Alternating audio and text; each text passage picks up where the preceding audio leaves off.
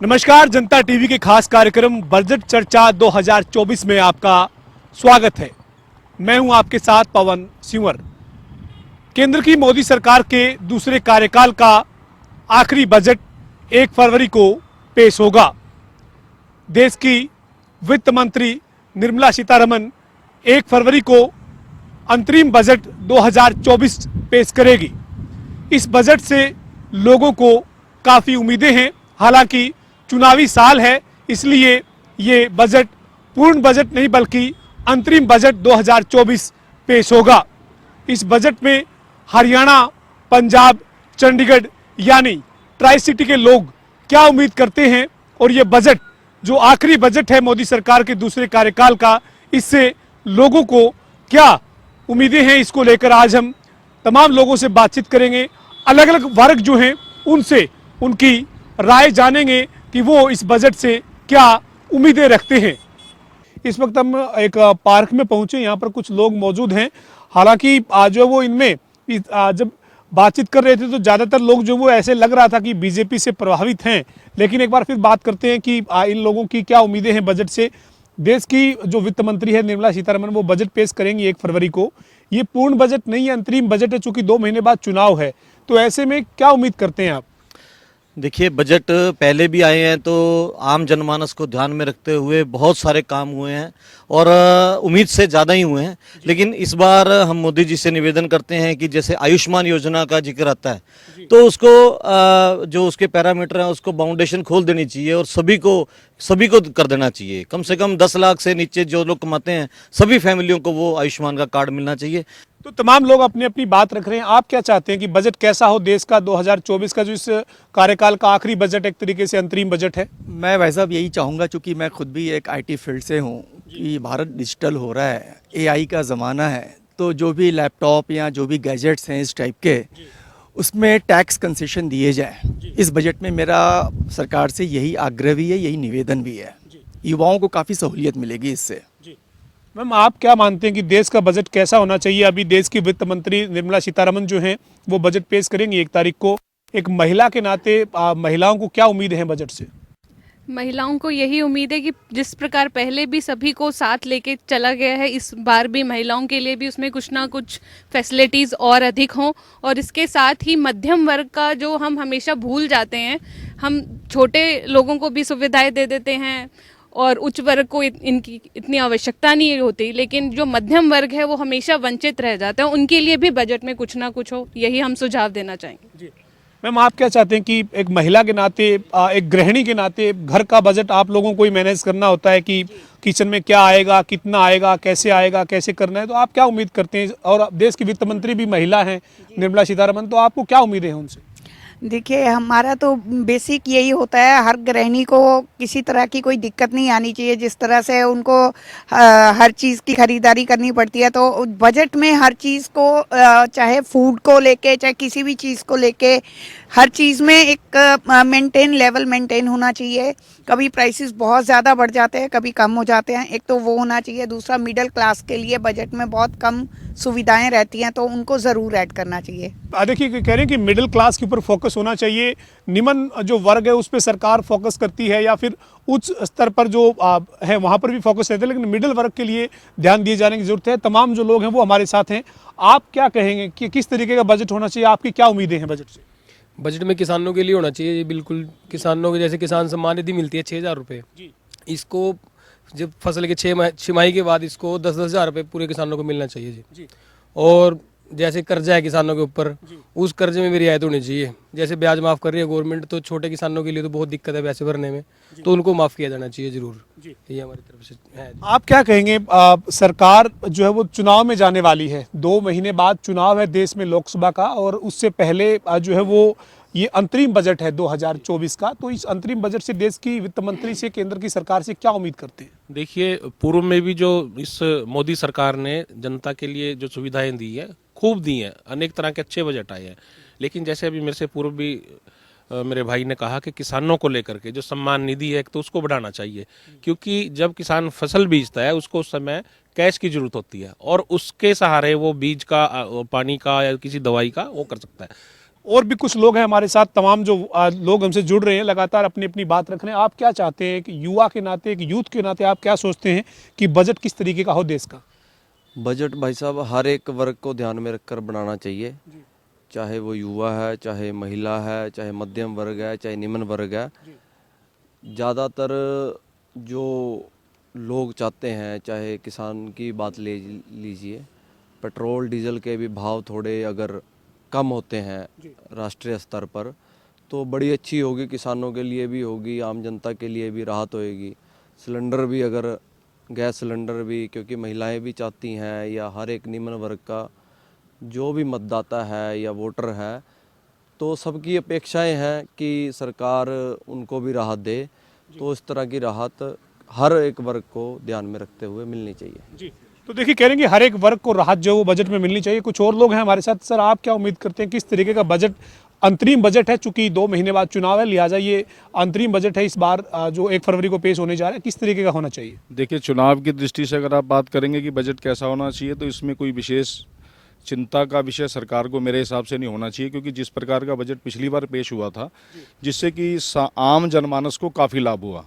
और इस बजट में मैं अपना पर्सनली एक आम आदमी के तौर पे ये सरकार से ये प्रार्थना करना चाहूँगा कि एक तो एक शिक्षा के क्षेत्र में थोड़ा सा और बढ़ोतरी करने की, क्योंकि जब किसी देश में शिक्षा का स्तर बढ़ता है तो उस देश की नेचुरली जो है उन्नति होती है। कह रहे हैं कि जो पुरानी हो जाती है गाड़ी, उसके बाद दिल्ली एनसीआर में जिस तरीके से हाल ही में जो चर्चा हो रही है कि पेट्रोल की गाड़ियां या फिर डीजली गाड़ियों में जो अंतर, और उसके बाद उस मुद्दे पर ये चाहते हैं कि सरकारों को ऐसी नीति बनानी चाहिए। आप एक यूथ के नाते क्या चाहते हैं, बजट में किस पे फोकस होना चाहिए, किस तरीके का बजट होना चाहिए?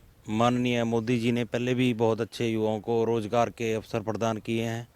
मैं अब भी ये मोदी जी से मेरी अपील है कि युवाओं को व्यापार में जल्दी कैसे सक्सेस मिले, ऐसे ट्रेनिंग सेंटर लगाए जाएं और युवाओं को कम उस दर पे ब्याज मिल के, लोन मिल के और व्यवसाय वो अपना कर सकें।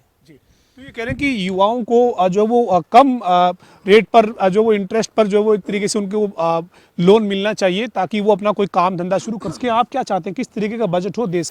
मैं ये कहना चाहता हूँ कि वैसे तो प्रधानमंत्री जी ने बहुत ही सराहनीय कार्य किया है हमारे इसमें, लेकिन मैं कहना चाहूँगा कि जिस प्रकार से किसानों को किसान निधि दिया जा रहा है, मैं थोड़ा मजदूरों के विषय में कहना चाहूँगा कि हमारे नज़दीक औद्योगिक क्षेत्र पड़ता है, तो मेरा ये कहना है कि मिनिमम वेज जो मजदूरों का है, आज हमारा मजदूर है वो काफ़ी पीछे चल रहा है, जबकि मजदूर का बहुत बड़ा हाथ होता है इस देश को बनाने में। तो मैं ये कहना चाहूँगा कि जो मिनिमम वेज है मजदूरों का, उसको बढ़ाया जाए ताकि गरीब आदमी जो है, मजदूर है, वो अपने परिवार का गुजारा अच्छे से चला सके। तो मेरा यही कहना है कि जो मिनिमम वेज है उसको कम से कम 20 से 25 हज़ार रुपये तक का मिनिमम वेज किया जाए ताकि जो गरीब आदमी अपने घर का गुजारा चला सके। आपसे जानना चाहूँ भाई साहब, आप किस तरीके के बजट की उम्मीद करते हैं, क्योंकि चुनाव से पहले अंतरिम बजट है जो देश की वित्त मंत्री पेश करेंगी, कैसा होना चाहिए बजट आपकी नज़र में? मेरे हिसाब से तो 2014 से लेकर 2024 चल रहा है, उसमें जो भी बजट सरकार ने बनाया है उसमें हमारा जो भारत है वो सबसे तेज़ी से आगे बढ़ रहा है। तो ज़्यादा का सब लोगों ने बता ही दिया आपको, लेकिन इस बार भी बजट भी सरकार के उसमें ही रहेगा, जनता खुश रहेगी। मैं तो एक ही बात कहूँगा प्रधानमंत्री जी से कि जो सीनियर सिटीजन है, जो असंगठित क्षेत्रों से रिटायरमेंट होते हैं बंदे, उनके लिए भी बजट में कुछ रखा जाए, क्योंकि उनको पेंशन के नाम पे मात्र 2000-2500 रुपये इतने की मिलते हैं, जिनमें उनका रिटायरमेंट के बाद जो है गुजारा बहुत मुश्किल हो जाता है। तो मैं प्रधानमंत्री जी से यही कहूँगा कि उनके लिए भी बजट में जो है कुछ ना कुछ प्रावधान रखा जाए। बाकी बजट बहुत ही अच्छे हैं बीजेपी सरकार के। 1 फरवरी 2024 को देश की जो वित्त मंत्री है निर्मला सीतारमण, वो अंतरिम बजट पेश करने जा रही। चूंकि 2 महीने बाद चुनाव है तो ये अंतरिम बजट है देश का। आप क्या उम्मीद करते हैं देश का बजट 2024 का जो है वो कैसा होना चाहिए? 2024 का बजट किसानों, मध्यम वर्गीय को ध्यान में रख के सरकार इस बार अपनी बजट पेश करेगी, जिसमें सबका साथ, सबका विकास, सबका कल्याण हो। ये सरकार अपने ध्यान में रख के अपना बजट पेश करेगी।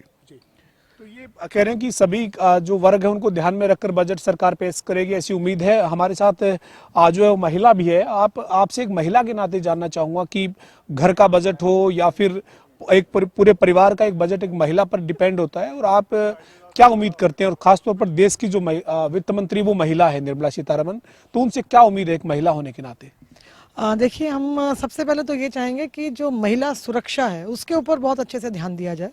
ऑलरेडी ये गवर्नमेंट दे भी रही है, लेकिन इस पे और ज़्यादा होना चाहिए। और बच्चों का जो है सुरक्षा और ज्ञान और उनके मनोविज्ञान पे ज़रूर जो है कुछ ऐसा हो कि जिससे उनकी सोच में, उनकी परवरिश में जो है फ़र्क आए। और चूँकि मैं एक महिला हूँ तो जो रोज़मर्रा की जो चीज़ें हैं, जो एक गृहिणी जिनके ऊपर अपना पूरी दिनचर्या का बहुत समय बिताती है, वो जो है कहीं ना कहीं थोड़ा सा एक कंट्रोल में थोड़ी सी आनी चाहिए। और किसानों के हित में और मध्यम वर्गीय के हित में हमेशा ही वैसे इस सरकार के रहे हैं। तो इस बार भी हम उम्मीद कर रहे हैं कि महिला सुरक्षा, बाल सुरक्षा और युवाओं के लिए कुछ नौकरी के लिए कुछ और जो है उनके इकोनॉमिकल डिपेंडेंस के लिए कुछ और मजबूत कुछ ऐसी चीज़ें आए जिससे यूथ हुए, बच्चे हुए, महिलाएं हुए, इनको फ़ायदा हो। तो हमारे साथ जो है वो तमाम और लोग भी हैं, उनसे बातचीत करेंगे। लगातार जो है वो बजट चर्चा 2024 पे बातचीत हो रही है। इस बार का जो बजट है वो पूर्ण बजट नहीं है, अंतरिम बजट है, चूंकि चुनाव में जाना है सरकार को, और यूं कह लीजिए कि मोदी सरकार के दूसरे कार्यकाल का ये आखिरी बजट भी है। तो क्या उम्मीद रहेगी आपको? देखिए, बजट तो बहुत अच्छा आने वाला है और मेरा विचार है पर्यावरण के लिए जरूर बजट है। आज पर्यावरण जो दूषित हो रहा है उसके प्रति ध्यान रखा जाए, और बच्चों में भी जो शिक्षा की कहीं ना कहीं कमी है, वो शिक्षा की कमी को भी सरकार पूरा करे। उसके लिए चाहे उनको फ्री करना पड़े और कुछ ना फ्री करे, लेकिन बच्चों के प्रति तो जरूर शिक्षा का एक जो अभाव चलता है, शिक्षा के प्रति सरकार उजागर करे। इतना मैं कहना चाहता हूँ। यानी एजुकेशन के ऊपर फोकस होना चाहिए, आप ये चाहते हैं? बिल्कुल बिल्कुल।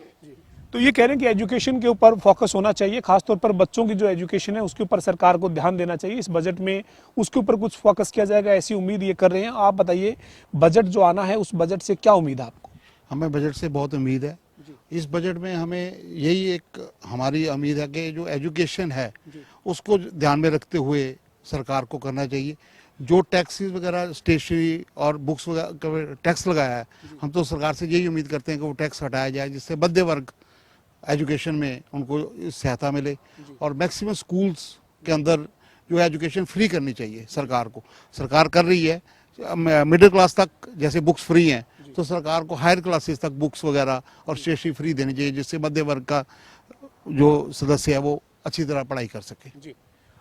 कई लोग हमारे साथ हैं, तमाम लोग अपनी अपनी बात रख रहे हैं। आप क्या उम्मीद करते हैं बजट 2024 का, जो इस सरकार के कार्यकाल का आखिरी बजट है, अंतरिम बजट पेश होने जा रहा है, कैसा होना चाहिए? हाँ, मैं सबसे पहले हमारी भारत सरकार को बधाई देना चाहता हूँ। अगर भाई सरकार बहुत बढ़िया तरीके से चलाई, और बजट के लिए मैं उम्मीद रखता हूँ कि भाई युवाओं को इस बजट में ज़्यादा से ज़्यादा रोजगार देने की मतलब कि कृपा करेंगे, तो मैं बहुत ज़्यादा उम्मीद रखता हूँ। और किसान को मतलब कि उसमें जितनी भी राहत दे सकें, मैं उसके लिए भी उम्मीद रखता हूँ भारत सरकार से कि किसानों को भी ज़्यादा से ज़्यादा राहत देने की कृपा करें। ये तमाम जो लोग हैं वो हमारे साथ लगातार जुड़ रहे हैं। लगातार हम बात कर रहे हैं कि बजट 2024 का जो अंतरिम बजट है उससे क्या उम्मीदें लोगों को है, उस पर बातचीत हो रही है। और अपनी अपनी बात जो है वो लोग रख रहे हैं, जो उम्मीद करते हैं बजट से, वो आज वो उम्मीदें जो उनकी है वो हमारे खास कार्यक्रम बजट चर्चा 2024 में लोगों की निकलकर सामने आ रही है। और इसके साथ ही जो तमाम जो वर्ग हैं, उन हर वर्ग के साथ हम बात करें। एक युवा के नाते एक और शख्स हमारे साथ है, आपसे जानना चाहेंगे कि यूथ के नाते खासतौर पर बजट जो अंतरिम बजट आ रहा है 1 फरवरी को, कैसा आप बजट की उम्मीद करते हैं? हम ये उम्मीद करते हैं जी कि जैसे एक तो हमें जो मेडिकल फैसिलिटीज़ हैं, इसके रिगार्डिंग कुछ फैसिलिटीज़ मतलब ऐसे गवर्नमेंट ऐसा एक बनाए कि जिससे कि मैं तो ये नहीं कहता कि 100% फ्री दें, पर ऐसा होना चाहिए कि मिडिल क्लास तक में ऐसे हो जाए कि कुछ ऐसी स्कीम लागू करें कि मेडिकल लाइन के अंदर कोई जैसे मेडिसिन है या किसी का जैसे ट्रीटमेंट है, वो कुछ ऐसे सिस्टम बना दे कि जिसमें एक मिडिल को एजुकेशन और प्लस मेडिकल दोनों में इजी हो जाए, ताकि उनको किसी दिक्कतों का सामना ना करना पड़े। क्योंकि मोस्टली क्या होता है कि प्राइवेट हॉस्पिटल में बहुत कभी भी कोई एडमिट होता है तो बहुत ज़्यादा हैवी इंश्योरेंस होती हैं किसी की, पर ये नहीं कि सबकी होती हैं। तो मेरी तो एक यही जैसे मैं यही होप रखता हूं कि गवर्नमेंट कुछ मेडिकल फैसिलिटीज़ में और एजुकेशन में कुछ ऐसी स्कीम लाए कि जिससे मिडिल जो है और यूथ के लिए कि जैसे कुछ नौकरियां तो दे रही हैं, बहुत अच्छी लेवल पे हमारे हरियाणा में दे रही हैं, और भी कोई इम्प्रूवमेंट करे कि जैसे रोजगार की और भी कोई डेवलपमेंट ऐसे करे कि जैसे बाहर की कोई कंपनीज हैं जिसमें हर कोई तो सरकारी नौकरी नहीं लग सकता, बट फिर भी अगर कोई प्राइवेट जैसे कंपनी कहीं ना कहीं गवर्नमेंट में की आएंगी तो वहाँ विकास भी होगा। तो ये चीज़ मैं जानूँगा। मैं इस वक्त एक सब्जी मंडी में पहुंचा हूं। यहाँ पर कुछ लोग हैं जो सब्जी खरीद रहे हैं या फिर सब्जी बेच रहे हैं, यानी विक्रेता और खरीदार दोनों यहाँ पर है। ये बजट से क्या उम्मीद करते हैं, देश का बजट कैसा होना चाहिए, इन्हें क्या उम्मीदें हैं केंद्र की सरकार से, अब तक जो नहीं हुआ वो क्या ऐसा है जो ये उम्मीद करते हैं। मैं बात करूंगा भाई साहब, 2024 का चुनाव है, उससे पहले बजट पेश होना है सरकार का। आप क्या उम्मीद करते हैं? आप इस वक्त सब्जी मंडी में बैठे हैं, आप सब्जियां बेच रहे हैं, ग्राहक मार्केट में है नहीं है, आपको उम्मीदें क्या है? ग्राहक तो है नहीं सर, मगर काम वही चल रहा है कि रोजी रोटी चल रही है। आने वाले समय में जब आगे भविष्य आएगा तो हम उसके बारे में सोचेंगे कि क्या करना क्या नहीं करना। सर आप क्या उम्मीद करते हैं? आप सब्जियां खरीद रहे हैं, भारत की सरकार का अंतरिम बजट 2 दिन बाद पेश होने जा रहा है 1 फरवरी को, आप क्या उम्मीद करते हैं क्या होना चाहिए? महंगाई तो कम होनी चाहिए जी, महंगाई कम होनी चाहिए। महंगाई कम होनी चाहिए। हाँ। महंगाई में आपको क्या लगता है कि सरकार क्या ऐसा करे कि महंगाई कम हो जाए? क्या करना चाहिए? भाई थोड़े बहुत गैस के दाम कम हो और खाने पीने की चीजें, सारी चीजें थोड़ा सा रेट ठीक होना चाहिए ताकि आम आदमी को राहत मिले। बजट ज्यादा बजट नहीं बढ़ेगा साहब, ये मोदी की सरकार है, ज्यादा विशेष बजट नहीं आवेगा, जो भी आवेगा संतुलन आवेगा। रेल व्यवस्था को लेकर लोग क्या मानते हैं, किस तरीके से रेल व्यवस्था अब देश में चल रही है, इसको लेकर हम चंडीगढ़ के रेलवे स्टेशन पर मौजूद हैं। कुछ लोग हैं, उनसे बातचीत करने की कोशिश करते हैं कि रेल इंफ्रास्ट्रक्चर को लेकर, रेल व्यवस्था को लेकर क्या और बेहतर हो सकता है।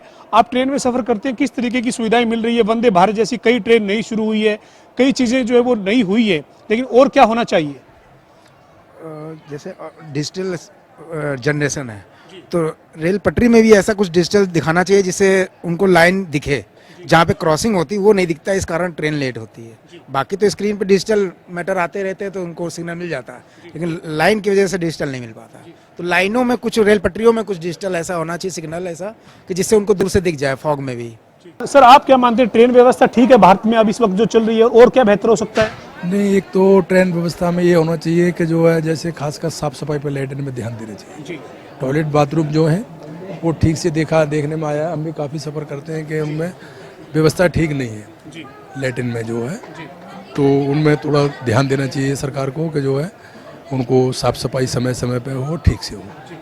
कई बार देखा जाता है कि टॉयलेट में पानी ही नहीं है, तो ये भी होना चाहिए कि मान लो यात्री को सुविधाएं मिलनी चाहिए।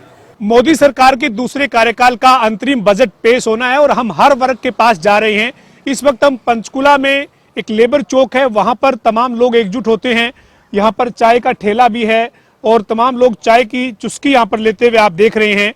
और इन लोगों को बजट से क्या उम्मीद है, चाय की चुस्की लेते हुए आप लोगों को देख रहे हैं। तो ये बजट कैसा होना चाहिए, 2024 का अंतरिम बजट, उनसे ये क्या उम्मीद करते हैं, हर वर्ग के लोगों से हम बातचीत कर रहे हैं।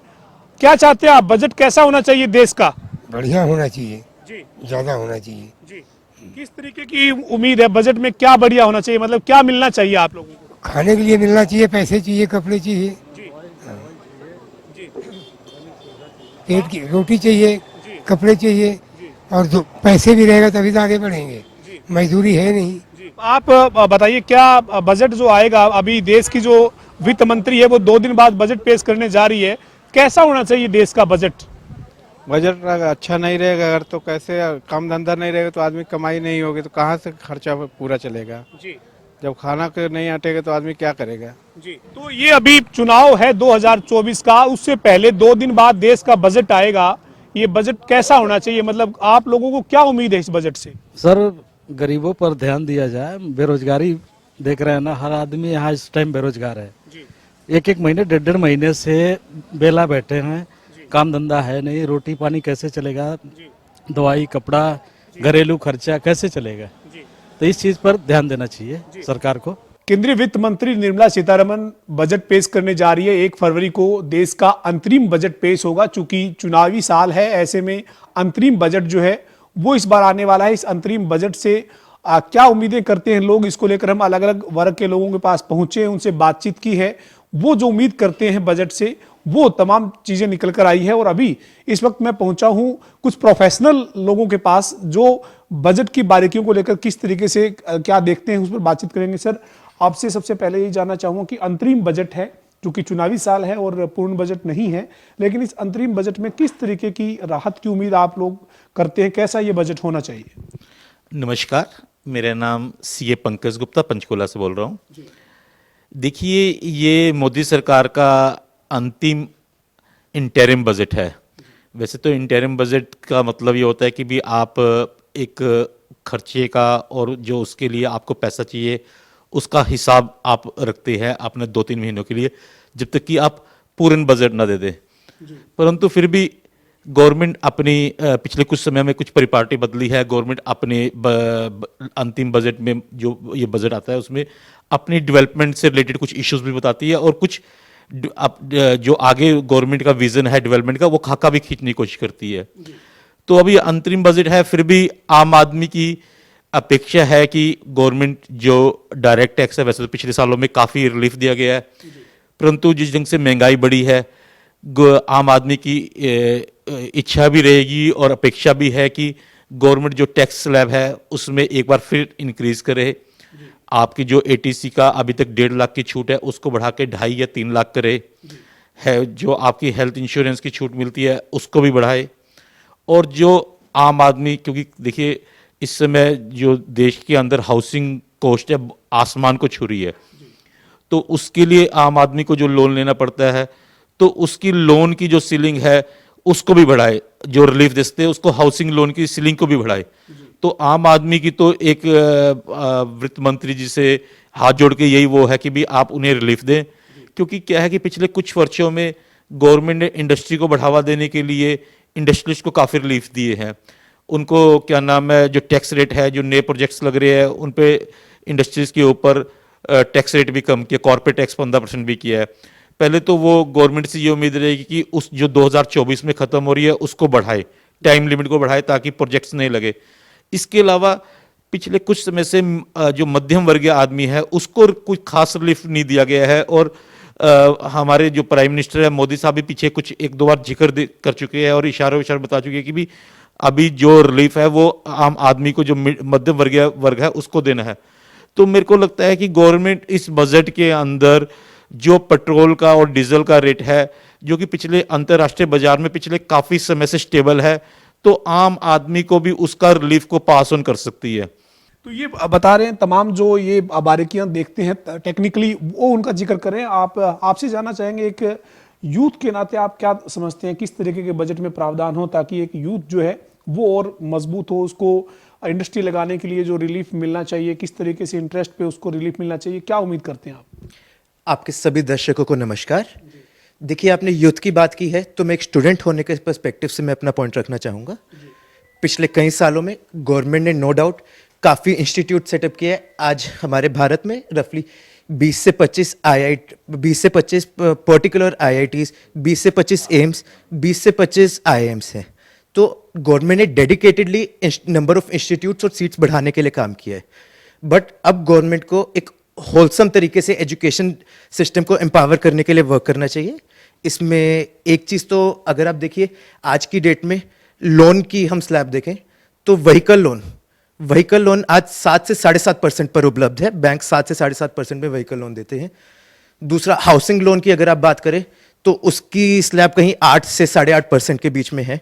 बट हाउसिंग लोन आज, अगर एजुकेशन लोन अगर आज कोई स्टूडेंट लेना चाहे तो वो 10% से कम नहीं है, वो 10 से 10.5% तक है।